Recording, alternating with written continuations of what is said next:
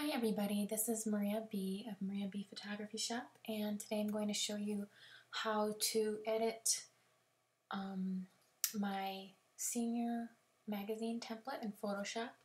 And basically these steps apply to any template in my shop. The newborn magazine is another one, the wedding magazine, or any of the single templates as well. So when you open up the page in Photoshop, I chose page 5 and 6. Basically everything in here is changeable to match with your brand, and I put everything on separate layers. So for example, the left color block is right here.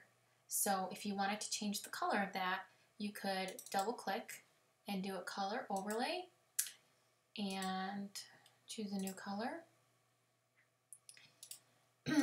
And you can easily turn that on and off. Or you can also use the paint bucket over here and just like that. So that's pretty easy. That's how you change the color blocks that are here. You can also do a pattern if you like.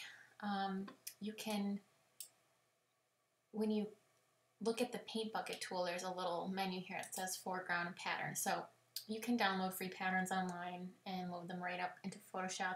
It's kind of fun and cool, or you can make your own. There's lots of tutorials out there to do that. So, you know, I could just choose a stripy pattern that I like, and then you just do the same thing basically, and it fills it in. So if you were to change it to be light like this, then of course you'd have to also change the font to be darker. And to change the font,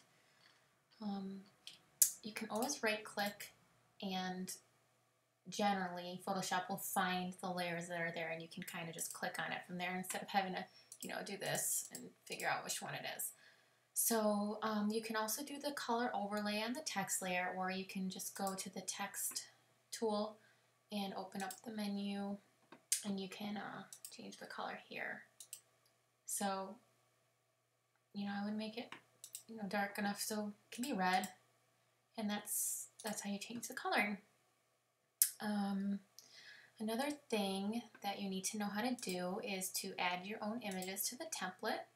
So I'm going to show you how to use this one, since it's a little more complicated because the images are off, you know, not straight on. So I opened up a couple of images, and so you would open up your image that you want to use, and if you have it open in a window, another window, you can just drag and drop it, or you can just select all, edit, copy. Make sure it's flat so that you're not just dragging over, you know, a brightness or contrast layer or something like that. So you right click, this is the top right photo mask, so you would click on that. When you get the template, there's already a clipping mask above it, so you don't have to do anything except for click on the square you want and then paste your image, and it goes right in. If you accidentally rearrange things and this goes away, all you have to do to get it to clip into the photo mask is right click and well, right here it would say enable clipping mask, but because there already is one, it's saying release clipping mask. So that's easy. Then, you know, you want it to fit pretty good, so you can just Command T for, or go to edit image, where is it? Transform, free transform, right here. And just rotate it if you like, you know, make it bigger, hold down the shift to keep the proportions the same, or click up here on the link, and that keeps them the same, so you can just drag one corner, and there you go. I'm going to take this pattern off because it's kind of...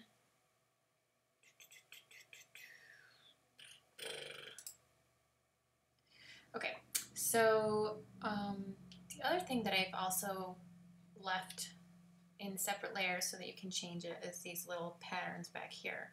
So I call them shapes, but as you can see, if you click off the green, they go away. If you click off the the slate colored ones or pale green. And you know, that's basically the same thing. You can do a color overlay there, double click, and you see that they change color. So basically you can do whatever you like. If you just want to match it to colors on the images that you're using, you can easily do that by just using the eyedropper tool, and it's pretty cool. So that's that. Before I would print this, I would save it as you know, flattened file, and then there's a kind of a process in order to make it into a PDF file, but you can find tutorials about that online as well. So, you know, basically same thing here. This background right here is right here, and you can change that easily with the paint bucket tool. Oops, see, I had it on pattern, so just like that. And these triangles are also separate. So there's the left triangle pattern, which is very, very faint. You know, you could go on there and do a color overlay and make it, you know, darker. Same thing with the other one. And then the photo masks are all here. So again, right click, this is the top right photo mask, bottom photo mask. If I click on it, it will go on the correct layer. And then I can, you know, select all, copy, or just drag it over, and then paste. And we'll put it right there. Then you do a free transform. You make it big enough so that it fits. Okay. And that's that. These have a stroke on them. To change the color of that, you double click on that, and you can change the color of that. I usually change them all the same so that it blends together nicely. Of course, text, you just click right on there. This is set up to like do kind of a magazine style format where the paragraph is, you know, it uses up the entire line, but you can change that by just clicking here to whatever you like. And you can also change the font, obviously. Just go here. And basically, this one's going to make me select all. It's really easy. So if you have a specific font that matches your brand, you could always change that as well. And that's about it. Pretty much that's it.